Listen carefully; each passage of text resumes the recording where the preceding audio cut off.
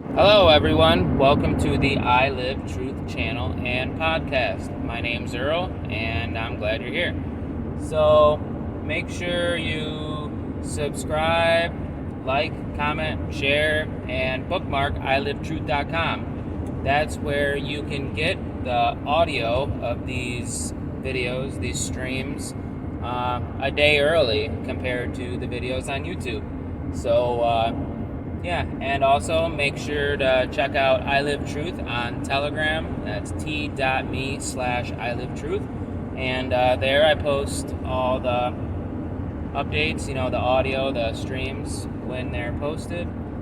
And anyway, so let's do this. So, as I explained to everybody, we got a bunch of totes from my girlfriend's grandma, like a few days ago, last week, and we are storing them in our garage, and my girl is going through them, and she found a lot of stuff from when she was younger, and she gave, I guess her grandmother bought her a bunch of collectible Barbies years ago, and she was just explaining to me that, like, she didn't really understand when she was younger. She was like 5, and all she was told was that this Barbie she had to keep up on her shelf and, just leave it in the box, leave it on the shelf. And it's weird, So I want to touch on that a little bit today. Materialism, hyper-materialism, which is pretty much the world that we live in today, where it's so backwards, like the Bible pretty much teaches us that we are more than what we appear as in this material realm. We are more than physical. We're beyond the spiritual realm, that basically, that's not all the Bible teaches, but that's one of the Bible's teachings. We are more than what we appear to be in this material realm and what science tells us. There is no spirit, although there is some stuff that's starting to acknowledge the spiritual realm in the science community. I'm not really sure of any of it, but I sometimes come across things like that would indicate that. Anyway, so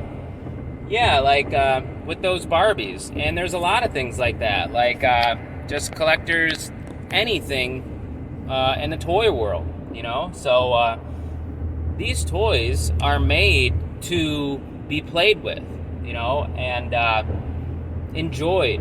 And there is an argument that you can enjoy just looking at one in a box on a shelf, but everybody knows that toys, that's what they're meant for, is to be played with, to be enjoyed. And so the idea that they even make toy collectibles, and like these were sold as collectibles, like the one she gave to our daughter this morning, it was, I don't know, some big extravagant dress, and it was already open partially, so my girlfriend gave it to our daughters. It's her first Barbie, and she's like 3.5, but it was her first Barbie, and it came with like these little shoes and I think a brush, and it came with a stand, like a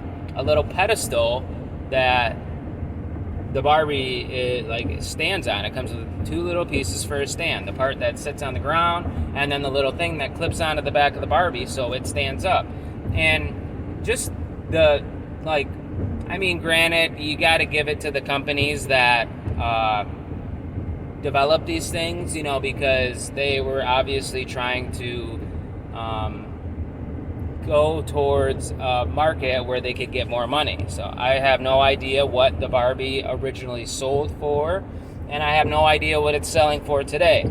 My girl said that she looked up a few of the items she had, like there was this Winnie the Pooh porcelain doll of some sort, and she said it was selling for like $40. She said another thing she had was selling for anywhere between like $50 and $100. I don't remember what that was. She named off a few things, but anyway, so yeah, the company who manufactured them, who developed them, who released them, they were trying to figure out how to sell things for more money. I mean, that's what it would appear to be anyway. So they were marketing towards adults, really, as an investment. And it's very weird, you know, it's very backwards. It's strange to collect toys and to use them as investments.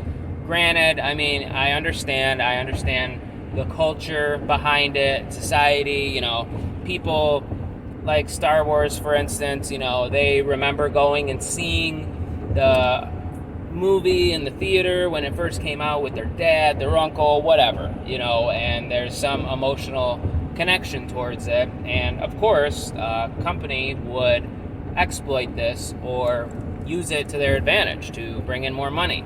But people, I'm talking about, like, this isn't from like a business standpoint or a marketing standpoint. I'm coming at this because from a business standpoint and a marketing standpoint, like, it's genius. It's very, very smart. But as a society, as people, you know, as consumers, as, you know, we're the market for the products that they're developing. So as a family, like, my girl said that she was telling her mom that she was just going to sell all this stuff, all these collectible things, or at least some of them, you know, because we just don't have the room for it. We have a bunch of junk already, a bunch of things, material things already that we don't use. So anyway, she was talking to her mom about it, and her mom was like, well, aren't you going to want to give those to your daughter? You know, like, that, don't they have some kind of value to them? Like, she was thinking, like, sentimental, blah, blah, blah. And my first thought was, how do they have any sentimental value when they've never even been played with? So, like, it would be, I consider, like, a sentimental item from a previous generation to be something like a doll that was carried around everywhere, that was slept with, that was played with, that was dunked in the mud, you know, that was cared for, you know, was valued in a way, in an emotional way, not just a monetary way. So I think that's basically the purpose of this video. The point is to not give value to things that don't really have value. Like, I think there's a huge shift happening in the world today, and we're going from a society where people value things that don't really have any value. Like, for instance, you could even say Bitcoin, you know, like, it doesn't really have value. You could even say the US dollar doesn't have any value, you know, it's paper. The reason that Federal Reserve notes are worth something is, for one, because our government backs it, which is great. That's why I would say it's a better idea to support something that your government, it's already got the government behind it. So I don't think the dollar is going to fail anytime soon. And frankly, it's actually going up in value. If you look at it compared to the euro, to all these other currencies, the value is raising in value. It's going up, you know. And anyway, so I think we're switching from a society where people value things that don't have value to a society where people are valuing things with real value, with inherent value. So something that we could, like, an example of something with no inherent value would be something like a stock on the stock market, you know, like shares of Apple, for instance. You can't take those shares and hold them in your hand and use them to do something. Whereas something with inherent value is a hammer or a saw. You know, you can use that tool to build something with your hands, regardless of what's going on in the world, you know. just because the stock market crashes or is closed for the weekend, that's not going to happen with something with inherent value. You can still use the tool. And I think a lot of people are starting to understand this. Things that I value, that I think people should be focused on, that I'm focused on, are tools, resources, and knowledge. Like how to turn wood ash into soil, how to turn it into soap, how to use it for whatever, how to take things and make them into something useful. And materialism, I would even go as far as to saying it's immoral to be focused on material things, like also another thing with incredible value is family, relationships. And if we stay focused on these things and we invest in these things with real inherent value, we will grow and we will nurture a society, a future where good is prevalent. Like today there's so many digital things that people are focused on, that people are investing their time and money in. I have a friend who was talking about learning to engineer software, and it was something that I was spending a lot of time on as well, learning to program in a few different languages. I was spending a lot of time on that. And don't get me wrong, there's a lot of money to be made, and there is some value to that. However, it's dependent on somebody else, something else. It's dependent on other factors before you can really benefit from it, usually. Now, don't get me wrong, you could be a freelance programmer, you could work on Upwork or something like that, and you could sell your services and profit from them in a way that is dependent on less infrastructure or dependencies in general. But you still, typically, you're not going to be able to program something that can bring you value immediately without a third party. So say you have all this knowledge in programming and you can do anything with programming basically, but you have no idea how to garden, for instance. You can't eat the product of your programming skill, and I'm not saying that I think anybody who knows how to program is ever going to be out of work.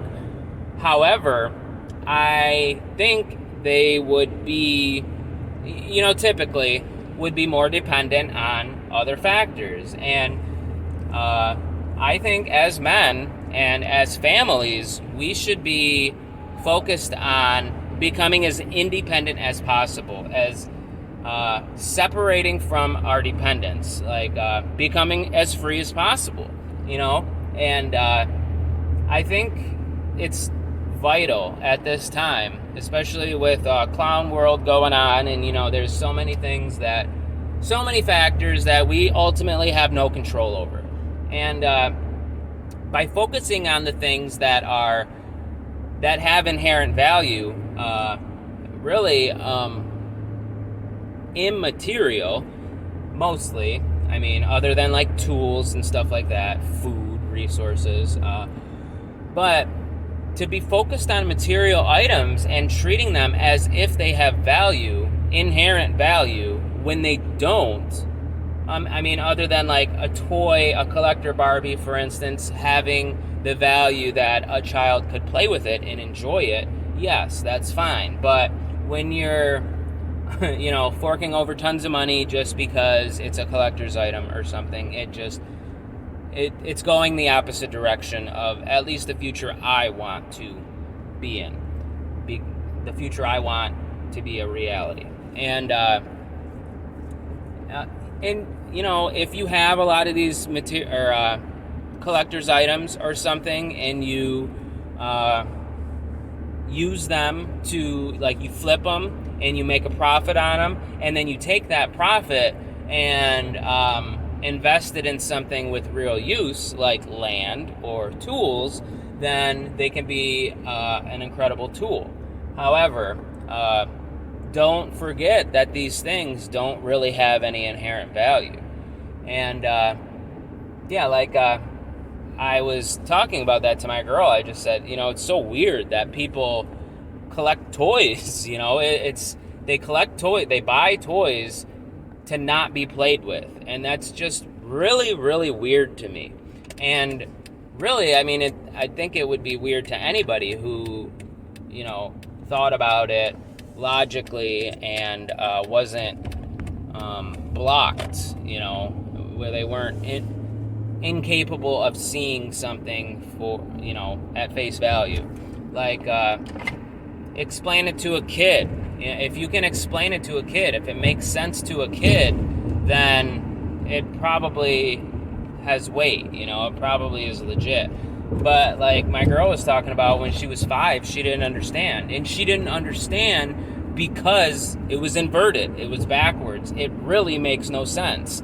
And I think that can be a good way to gauge something, anything, is look at like any particular situation. If you can explain it to a kid and it makes sense to them, then it's legit. But if you try explaining it to a kid and they still don't understand it, it sounds like you're just doing word magic, then it probably is BS. So, really, that's about it. And, just be focused on things that have inherent value. And if you are able to discern what has value and what does not have value, I think you will be much better off in life and providing for your family, See, I had a period of time where I was truly pretty much obsessed with digital currencies. That's what they're called, digital currencies. Now, there's a little bit of word magic going on there, but that's what we have to refer to them as cryptocurrencies and Bitcoin. I thought they were going to change the world, and don't get me wrong, they could change a lot of industries for the better. They could, but I'm not sure that's what's happening. I think they're just becoming another thing like Federal Reserve notes. And however, with our currency, with Federal Reserve notes, there's government backing. We have a huge military, and we have a lot of industries dependent on it. For instance, they took off the dollar. They took the gold standard away from the dollar. I believe it was in the 70s. I could be completely wrong on that. And then shortly after, they coupled the oil, this buying and selling of oil, with the dollar. They call it the petrodollar. And that's been in existence for decades. And so while a lot of people are saying, oh, well, the dollar's not backed by anything, blah, blah, blah, blah, blah, really, it's backed by oil, and it has been. So if Russia wants to sell Indonesia 1 million barrels of oil, they would have to price it in US dollars. And I'm not sure if that's still the case, especially in Russia. However, it's still, at least in all the countries that are in NATO, that's how it is. So it's just don't get hung up on things that don't have value. That's really, I've said it a few times now, but it's true. And like I was saying with the currencies, the digital currencies, I was really hung up on it. I spent a lot of time staring at screens because, no matter how much anybody believes in something, when they put money into it and the value changes constantly and you can access that screen at any given time, it's very, very hard to just let it ride and to not stare at it. So when I was doing that, even my girlfriend said something about it, you're staring at your phone constantly. And, I was defensive at the time when she said it. But it's like now, if I were to be doing that right now, I would be stealing time from my family, from my kids, from my responsibilities. And that's not cool,